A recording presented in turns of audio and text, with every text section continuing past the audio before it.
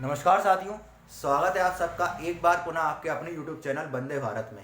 इससे पहले हमने बात करी थी मध्य प्रदेश राज्य के इतिहास के अंतर्गत जो हमारा कच्छप घाट वंश था उसके बारे में। अब कच्छप घाट वंश के बारे में बात करने के बाद आज हम बात करने वाले हैं चंदेल वंश के बारे में। चंदेल वंश जो कि मध्य प्रदेश राज्य का एक बहुत ही महत्वपूर्ण राजवंश रहा है और इसने न केवल मध्य प्रदेश राज्य में, देखिए चंदेल वंश जो है ये न केवल मध्य प्रदेश राज्य के राजनीतिक स्तर पर बल्कि भारत के राष्ट्रीय स्तर पर भी काफ़ी ज़्यादा प्रसिद्ध रहा है। और इससे संबंधित क्वेश्चन आपके एमपी पीएससी की जो मेंस का एग्जाम होता है वहाँ पर भी और जो प्री का एग्जाम होता है वहाँ पर भी दोनों एग्जाम में क्वेश्चन पूछे जाते हैं। इसके अलावा जो अदर स्टेट रिलेटेड एग्जाम होते हैं वहाँ पर भी क्वेश्चन पूछे जाते हैं और जो नेशनल लेवल के एग्जाम होते हैं वहाँ पर भी क्वेश्चन पूछे जाते हैं। तो चंदेल वंश हमारा काफ़ी ज़्यादा इम्पोर्टेंट है। चलिए हम स्टार्ट करते हैं चंदेल वंश को। तो देखिए अगर हम बात करें चंदेल वंश के बारे में तो आमतौर पर जब हम किसी भी वंश के बारे में पढ़ते हैं तो हम उसका शासनकाल देखते हैं। अगर हम बात करें चंदेल वंश के शासनकाल के बारे में तो चंदेल वंश का शासनकाल रहा 9वीं शताब्दी से लेकर 12वीं शताब्दी तक। ठीक है, चंदेल वंश का शासनकाल 9वीं शताब्दी से लेकर 12वीं शताब्दी तक रहा और 9वीं शताब्दी से लेकर 12वीं शताब्दी तक चंदेल वंश के शासकों ने समूचे बुंदेलखंड क्षेत्र पर शासन किया था जिसको उस समय जैजाक भुक्ति के नाम से जाना जाता था। तो याद रखिएगा इन्होंने 9वीं शताब्दी से लेकर 12वीं शताब्दी तक समूचे बुंदेलखंड क्षेत्र पर शासन किया जिसको चंदेल वंश के शासनकाल में जैजाक भुक्ति के नाम से जाना जाता था। ठीक है, फिर अगर हम बात करें चंदेल वंश की स्थापना के बारे में तो चंदेल वंश की स्थापना, देखिए चंदेल वंश की स्थापना किसने की थी? चंदेल वंश की स्थापना की थी राजा नन्नुक ने। ठीक है, राजा नन्नुक ने चंदेल वंश की स्थापना की और राजा नन्नुक के द्वारा चंदेल वंश की स्थापना कब की गई थी? तो 9वीं शताब्दी में की गई थी।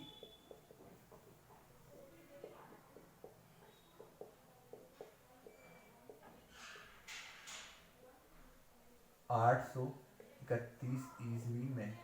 ठीक है, और राजा नन्नुक के द्वारा चंदेल वंश की राजधानी किसे बनाया गया था? राजा नन्नुक के द्वारा चंदेल वंश की राजधानी बनाया गया खजुराहो को। ठीक है, खजुराहो जिसको अभी हाल में यूनेस्को के द्वारा अपनी विश्व विरासत सूची में शामिल किया गया है खजुराहो को। ठीक है, तो चंदेल वंश की स्थापना 9वीं शताब्दी में राजा नन्नुक ने की थी 831 ईस्वी में और इनके द्वारा चंदेल वंश की राजधानी किसे बनाया गया था? खजुराहो को बनाया गया था। फिर देखिए अगर हम बात करें चंदेल वंश के बारे में तो चंदेल वंश के शासक जो थे ये अपने अभिलेखों में देवनागरी लिपि का प्रयोग किया करते थे। ठीक है, किसका प्रयोग किया करते थे? ये देवनागरी लिपि का प्रयोग किया करते थे और चंदेल वंशीय शासक भारत के पहले ऐसे शासक थे जिन्होंने अपने अभिलेखों में देवनागरी लिपि का प्रयोग किया था। तो याद रखिएगा इन्होंने सर्वप्रथम अपने अभिलेखों में देवनागरी लिपि का प्रयोग किया।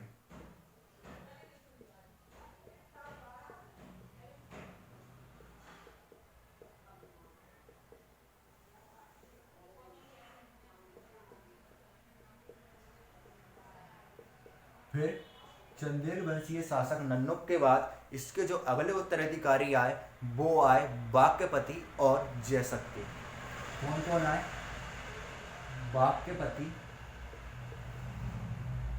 तथा जयशक्ति, दोनों ही काफी ज्यादा शक्तिशाली थे। इनमें से जो जयशक्ति था, जयशक्ति के बारे में क्या कहा जाता है कि जयशक्ति के नाम के आधार पर ही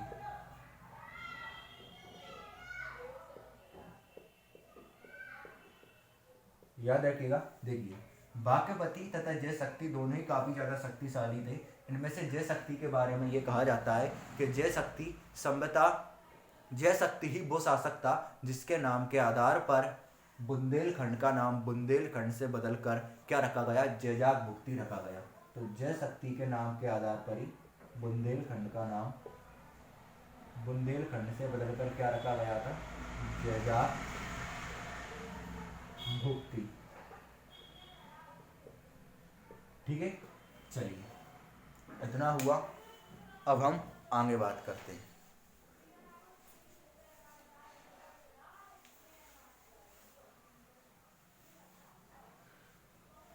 आगे देखिए, इस वंश का जो अगला उत्तराधिकारी आया वो आया यशोवर्मन।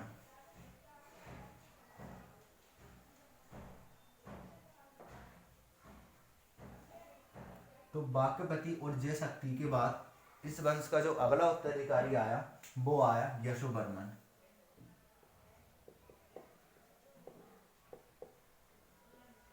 यशोवर्मन ने अपने शासनकाल में प्रतिहार शासक देवपाल को पराजित कर कर कलिंजर पर विजय हासिल की। तो याद रखिएगा, इसने प्रतिहार शासक देवपाल को पराजित किया था। ठीक है, और देवपाल को पराजित कर कहां पर विजय हासिल करी, कलिंजर पर।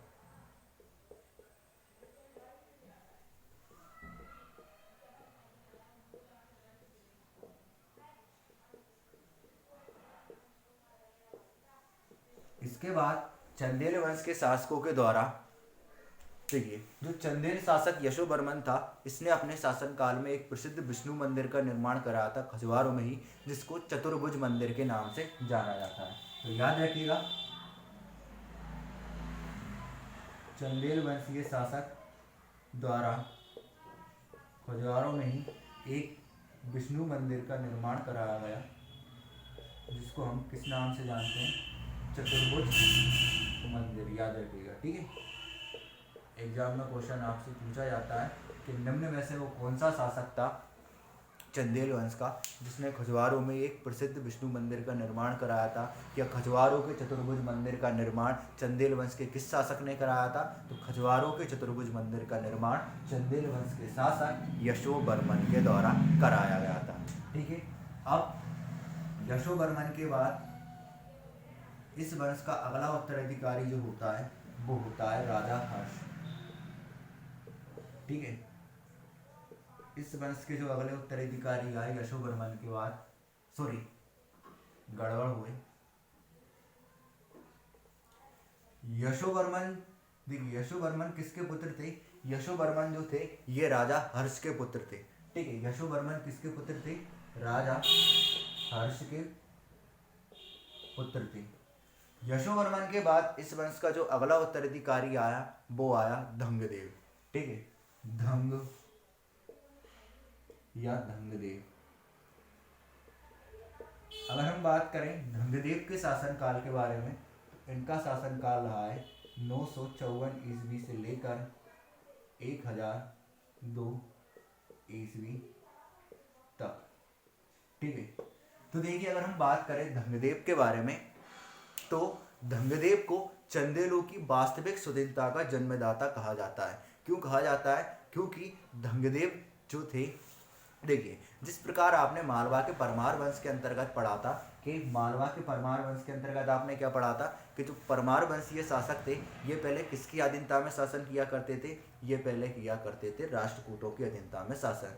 इसी प्रकार जो चंदेल वंशीय शासक थे ये पहले गुर्जर प्रतिहार वंश के शासकों की अधीनता में शासन किया करते थे। तो जो धंगदेव था इसने सर्वप्रथम गुर्जर प्रतिहारों से स्वतंत्र होकर अपने एक अलग राज्य की स्थापना की थी। ठीक है, धंगदेव के द्वारा ही सर्वप्रथम गुर्जर प्रतिहारों से स्वतंत्र होकर अपने एक अलग राज्य की स्थापना की गई, और बाद में सभी चंदेल वंशीय शासकों ने धंगदेव के शासन काल में प्रतिहारों से स्वतंत्र होकर अपने राज्य का अलग अलग स्वतंत्र विस्तार कर लिया था। यही कारण है कि इनको चंदेलों की वास्तविक स्वाधीनता का जन्मदाता कहा जाता है।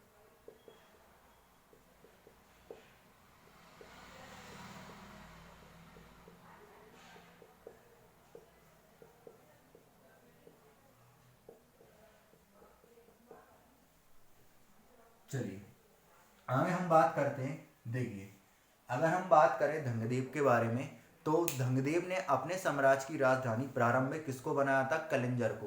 धंगदेव के द्वारा प्रारंभ में अपने साम्राज्य की राजधानी किसको बनाया गया? कलिंजर को। लेकिन बाद में धंगदेव के द्वारा अपनी राजधानी कलिंजर से परिवर्तित कर वापस कहाँ पर स्थापित कर ली गई थी? वापस स्थापित कर ली गई थी खजुराहो में ही। तो याद रखिएगा, ये एक चीज याद रखिएगा। आगे हम बात करते हैं धंगदेव के बारे में ही।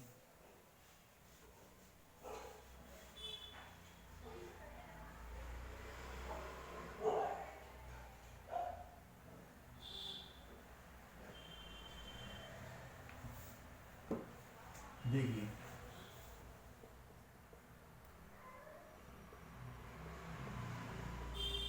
धंगदेव में बठिंडा के शासक जयपाल को सुक्तुबीन के विरुद्ध बने हिंदू संघ में शामिल किया। ठीक है,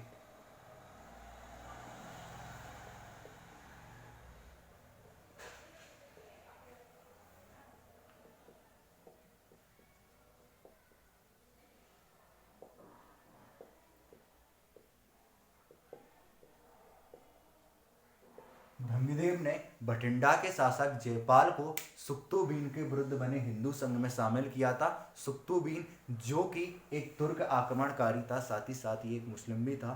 तो इसके विरुद्ध बने हिंदू संघ में किसको शामिल किया था? बठिंडा के शासक जयपाल को शामिल किया था। फिर देखिए, धंगदेव ने अपने शासन काल में अनेक मंदिरों का भी निर्माण कराया था, जैसे कि जिजनाथ, बैद्यनाथ, विश्वनाथ और पार्श्वनाथ। ठीक है, इनमें से जो आपका विश्वनाथ एवं पार्श्वनाथ है, इसके बारे में क्वेश्चन पूछा जाता है कि विश्वनाथ एवं पार्श्वनाथ मंदिरों का निर्माण चंदेल वंश के किस शासक के द्वारा कराया गया था? तो धंगदेव के द्वारा कराया गया था, या धंगदेव के शासनकाल में हुआ था। फिर देखिए, चंदेल वंश के इस महान शासक ने प्रयाग के निकट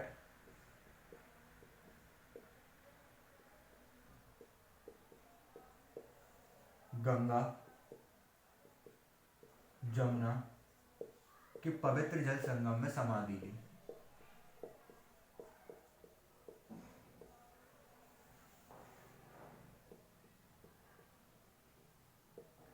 ठीक है, याद रखिएगा। तो देखिए, अगर हम बात करें धंगदेव के बारे में, तो इसको चंदेलों की वास्तविक स्वाधीनता का जन्मदाता कहा जाता है। प्रारंभ में इसके साम्राज्य की राजधानी थी कलिंजर, लेकिन बाद में इसने परिवर्तित कर अपने साम्राज्य की राजधानी कहाँ स्थापित कर ली? खजुराहो में। इसने बठिंडा के शासक जयपाल को सुक्तुबीन के विरुद्ध बने हिंदू संघ में शामिल किया। इसने अपने शासन काल में जिजनाथ, बैद्यनाथ, विश्वनाथ, पार्श्वनाथ आदि मंदिरों का निर्माण करवाया।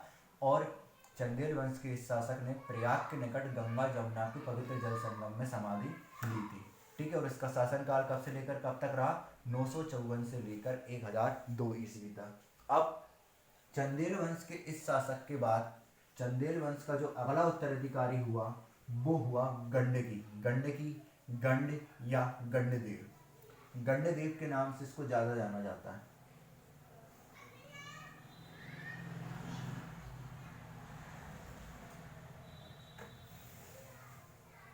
ठीक है, किस नाम से जाना जाता है इसको? गंडदेव। तो गंडदेव ने बठिंडा के शासक, देखिए बठिंडा के शासक जयपाल जिसके बारे में भी आपने हाल में ही पढ़ा था। ठीक है, धंगदेव ने इसको हिंदू संघ में शामिल किया था। तो बठिंडा के शासक जयपाल के पुत्र आनंदपाल के द्वारा बनाए गए हिंदू संघ में शामिल कौन हुआ था? गंडदेव हुआ था। और ये जो हिंदू संघ बनाया गया था, ये किसके विरुद्ध बनाया गया था? ये बनाया गया था महमूद गजनवी के विरुद्ध। तो याद रखिएगा, देखिए ये जयपाल के पुत्र आनंदपाल के द्वारा बनाए गए हिंदू संघ में शामिल, ठीक है। और ये हिंदू संघ किसके विरुद्ध बना था? महमूद गजनवी के विरुद्ध, ठीक है, याद रखिएगा। फिर गंडदेव के बाद इनका पुत्र आता है जो कि चंदेल वंश की राज सत्ता को संभालता है, जिसका नाम था विद्याधर। और विद्याधर जो था ये चंदेल वंश का सर्वाधिक प्रतापी एवं योग्य सम्राट सिद्ध हुआ। चलिए तो हम बात करते हैं विद्याधर के बारे में। देखिए विद्याधर का शासनकाल कब से लेकर कब तक रहा? विद्याधर का शासनकाल रहा 1017 ईस्वी से लेकर 1029 ईस्वी तक। तो 1017 ईस्वी से लेकर 1029 ईस्वी तक विद्याधर का शासनकाल रहा और ये चंदेल वंश का सबसे प्रतापी एवं सबसे योग्य सम्राट था। इसने प्रतिहार वंश के शासक राज्यपाल की हत्या कर दी थी। देखिए इसने प्रतिहार वंश के शासक राज्यपाल की हत्या क्यों करी थी? जो प्रतिहार वंशीय शासक राज्यपाल था ये कन्नौज का शासक था और कन्नौज के शासक होने के समय जब महमूद गजनवी के द्वारा कन्नौज पर आक्रमण किया गया तो इसने महमूद गजनवी से लड़े बिना ही उसके समक्ष आत्मसमर्पण कर दिया। इस प्रकार इसने एक भारतीय राजा के तौर पर महमूद गजनवी के विरुद्ध अपनी कायरता का प्रदर्शन किया, ठीक है, जिससे विद्याधर अत्यधिक रुष्ट हो गया था। इसलिए विद्याधर ने प्रतिहार वंशीय शासक, ठीक है, प्रतिहार वंशीय शासक राज्यपाल की हत्या कर दी थी। तो चलिए पहला फैक्ट क्या है? इसने प्रतिहार शासक राज्यपाल की हत्या की।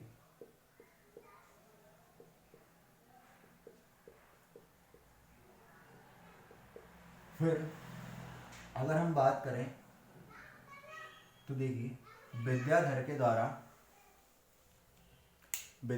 द्वारा महमूद गजनवी के विरुद्ध बनाए गए हिंदू संघ को भी सहायता प्रदान की गई थी, ठीक है। विद्याधर द्वारा महमूद गजनवी के विरुद्ध बनाए गए हिंदू संघ को सहायता प्रदान करी।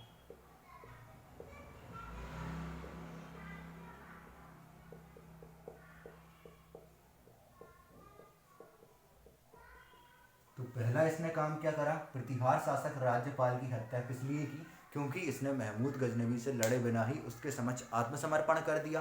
दूसरे इसने महमूद गजनवी के विरुद्ध बनाए गए हिंदू संघ को सहायता प्रदान करी।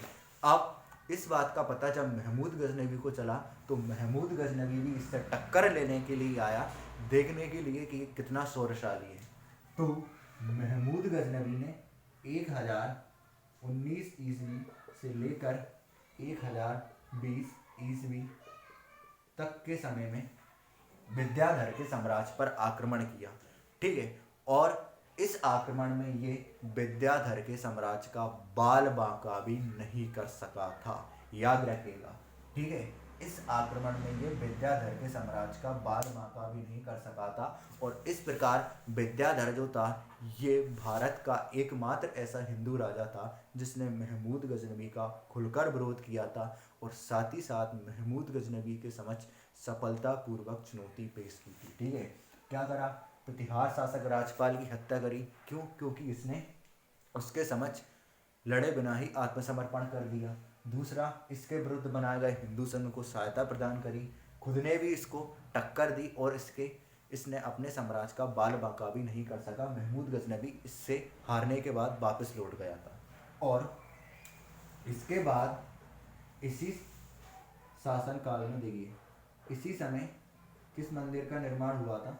कन्नरिया महादेव मंदिर का निर्माण हुआ था, ठीक है। तो याद रखिएगा ये विद्याधर के बारे में कुछ इंपॉर्टेंट बातें। और एक चीज और जो मैंने अभी आपको बताई कि इसने महमूद गजनवी का सफलतापूर्वक विरोध करने वाला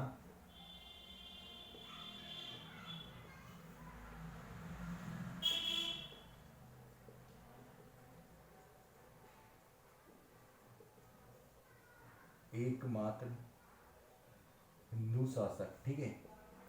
तो याद रखिएगा देखिए, विद्याधर को मैं एक बार फिर से रिवाइज करा देता हूँ। विद्याधर का शासनकाल 1017 से लेकर 1029 ईस्वी तक रहा। इसने प्रतिहार शासक राज्यपाल की हत्या करी। इसने महमूद गजनवी के विरुद्ध हिंदू संघ जो महमूद गजनवी के विरुद्ध बनाया गया था उसको अपनी सहायता प्रदान करी। 1019 ईस्वी से लेकर 1020 ईस्वी ने, ठीक है, स्वयं महमूद गजनवी ने इस समय विद्याधर के साम्राज्य पर आक्रमण किया, परंतु महमूद गजनवी विद्याधर के साम्राज्य का बाल बांका भी नहीं कर सका था। और ठीक है, और इसी शासनकाल में देखिए इसी समय किस मंदिर का निर्माण हुआ? कंदरिया महादेव मंदिर का निर्माण हुआ। क्वेश्चन पूछा जाता है कंदरिया महादेव का निर्माण चंदेल वंश के किस शासक ने कराया था? विद्याधर ने कराया था। और इस प्रकार जो विद्याधर था ये महमूद गजनवी का सफलतापूर्वक विरोध करने वाला, महमूद गजनवी के समक्ष खुली चुनौती पेश करने वाला भारत का एकमात्र लौता हिंदू शासक था। चलिए ये हो जाता है हमारा विद्याधर समाप्त। अब विद्याधर के बाद चंदेल वंश का जो अगला शासक आया वो आया कीर्तिवर्मन।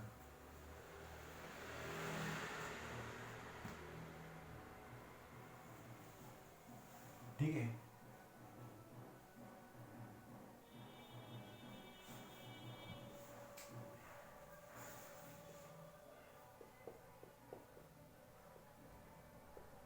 कीर्तिवर्मन का शासनकाल कब से लेकर कब तक रहा?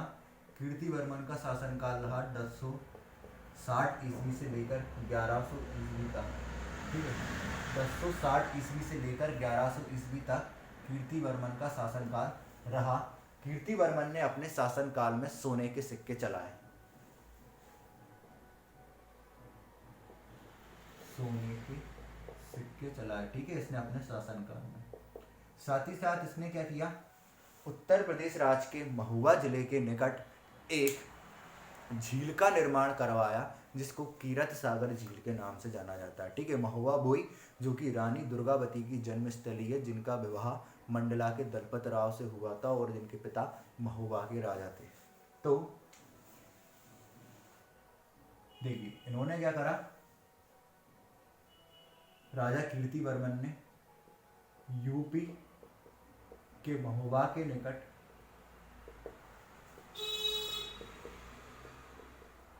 कीरत सागर नामक झील का निर्माण करवाया।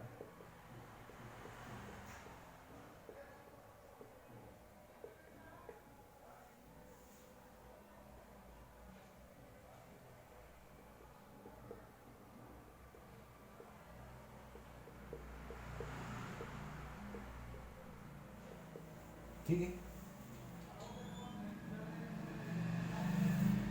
फिर इस वंश का जो अगला शासक आया वो आया राजा परिमार्दी देव या परिमार्दी वर्धन।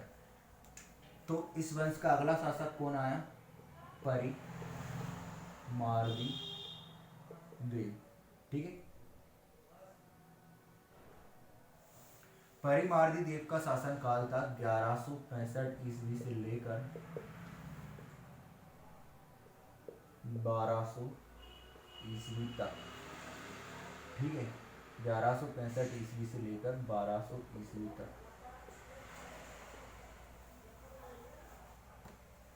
देखिए जो राजा परिमार्दी देव था ये चंदेल वंश का अंतिम प्रतापी सम्राट सिद्ध हुआ। तो याद रखिएगा चंदेल वंश का अंतिम प्रतापी सम्राट कौन सिद्ध हुआ? राजा परिमार्दी देव।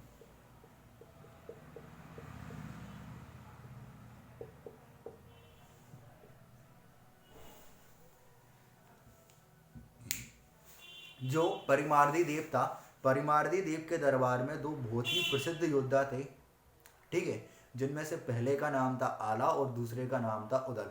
आला व उदल बहुत ही काफ़ी ज़्यादा शक्तिशाली थे। तो आला और उदल जो थे ये पृथ्वीराज चौहान से लड़ते लड़ते मारे गए थे। जी हाँ, परिमार्दी देव की लड़ाई पृथ्वीराज चौहान से भी हुई थी। 1182 में ये लड़ाई हुई। देखिए क्या होता है, 1182 में पृथ्वीराज चौहान की सेना ने परिमार्दी देव के साम्राज्य पर आक्रमण कर दिया। तो परिमार्दी देव ने भी अपनी सेना को पृथ्वीराज चौहान की सेना से लड़ने के लिए भेजा। तो परिमार्दी देव की सेना में दो सेनापति ऐसे थे जो कि काफ़ी ज़्यादा फेमस थे, काफ़ी ज़्यादा प्रसिद्ध थे, ठीक, काफ़ी ज़्यादा बलशाली शौर्यशाली थे। वो थे आला और उदल। आला और उदल ने पृथ्वीराज चौहान की सारी सेना को मौत के घाट उतार दिया, जिससे पृथ्वीराज चौहान को अत्यंत क्रोध आ गया और फिर पृथ्वीराज चौहान आला और उदल से लड़ने के लिए खुद मैदान में आया और फिर आला और उदल की लड़ाई पृथ्वीराज चौहान से होती है और ये पृथ्वीराज चौहान के हाथों वीरगति को प्राप्त करते हैं। तो याद रखिएगा, इसके दो प्रसिद्ध योद्धा आला व उदल पृथ्वीराज चौहान से लड़ते लड़ते मारे गए।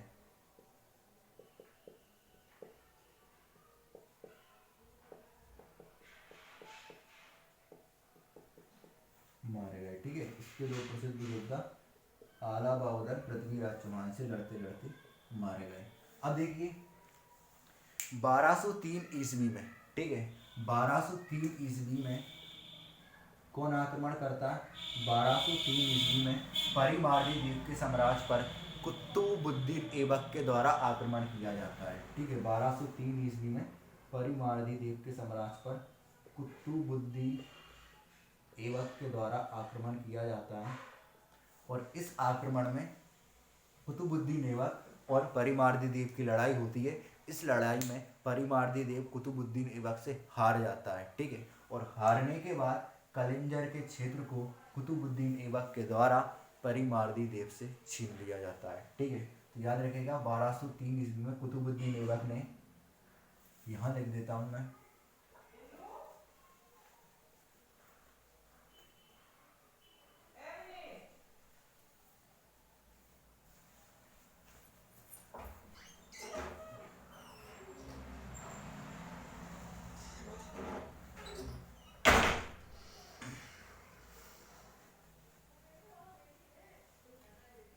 तो देखिए 1203 ईस्वी में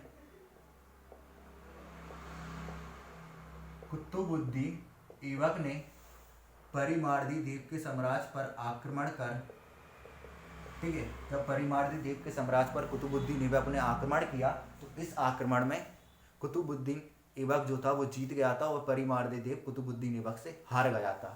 हारने के बाद इसने कलिंजर को कुतुबुद्दीन ऐबक से छीन लिया था। ठीक है, और बाद में 1305 ईस्वी में संपूर्ण चंदेल राज को दिल्ली सल्तनत में मिला लिया गया। ठीक है, संपूर्ण चंदेल राज्य को दिल्ली सल्तनत में मिला लिया गया।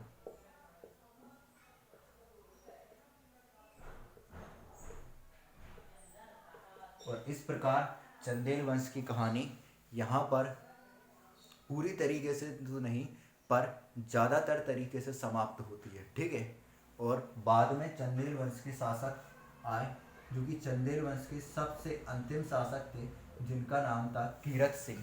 ठीक है, चंदेल वंश के सबसे अंतिम शासक कौन थे? कीरत सिंह।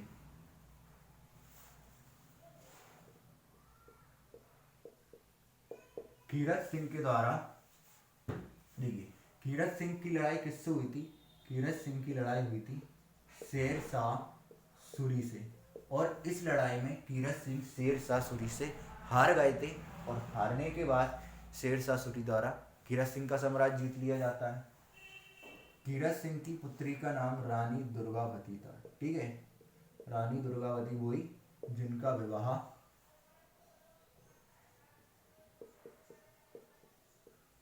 मंडला के दलपत राव से हुआ था। ठीक है,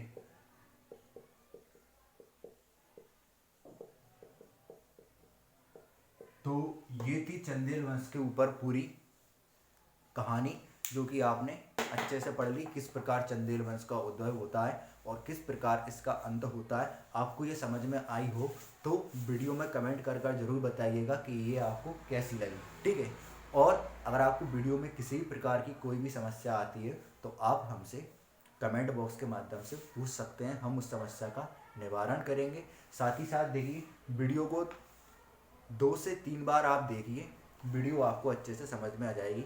इसके अलावा इस वीडियो का PDF आप हमारे टेलीग्राम ग्रुप में आकर ले सकते हैं। PDF के माध्यम से भी ये सारी बातें PDF में एकदम विस्तार पूर्वक लिखी गई हैं। ठीक है, जैसा कि मैंने आपको यहाँ समझाया, जितना बोला उतना ही पीडीएफ में लिखा हुआ है, तो पीडीएफ के माध्यम से पढ़िए, फिर देखकर पढ़िए। ऐसे में आपको सारी बातें बिल्कुल माइंड में कंठस्थ हो जाएंगी। तो ठीक है, आज के लिए इतना ही काफ़ी है। और जो हमारे मध्य प्रदेश राज्य का प्राचीन इतिहास है, ये अब लगभग ख़त्म ही होने वाला है। चंदेल वंश तो हो ही गया, अब एकाध वंश और आएगा जो कि प्राचीन इतिहास से जुड़ा होगा, और मध्य प्रदेश राज्य का प्राचीन इतिहास पूरी तरीके से समाप्त हो जाएगा। तो फिर आप सबको पता ही है कि प्राचीन इतिहास के समाप्त होने के बाद होगा प्राचीन इतिहास पर आधारित प्रश्नों से संबंधित एक टेस्ट। ठीक है, उस टेस्ट का भी आपको पीडीएफ मिलेगा, जो पेपर सेट में आपको दूंगा। इसके अलावा जो भी प्रश्न हैं हम पढ़ेंगे, और जो प्रश्न नहीं बनेंगे उसको हम आगे वाली वीडियो में देखेंगे। ठीक है, तो आज के लिए इतना ही काफ़ी है। चलिए मिलते हैं हम नेक्स्ट वीडियो में, तब तक के लिए जय हिंद, जय भारत।